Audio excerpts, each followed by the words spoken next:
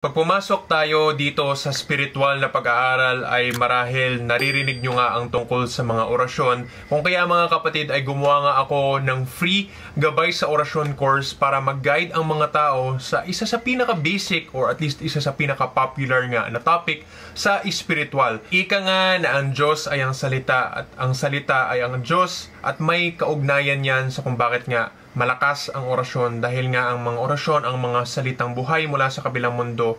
At ituturo ko kung paano nga ang mga basics sa orasyon for free dito nga sa free gabay sa orasyon video course ko. Kaya sana makaregister na kayo mga kapatid. Malalaman nyo kung ano ang orasyon, paano makakuha nito, paano ingatan, paano alagaan, at bakit nga ba importante ang orasyon? Paano nga ba ito gumagana na may kapangyarihan ang mga ito? So sana mga kapatid makaregister kayo dito sa free gabay sa orasyon na video course ko na ito. Click nyo lang ang link sa description. Kita-kits tayo sa kabila mga kapatid. Maraming salamat po at God bless.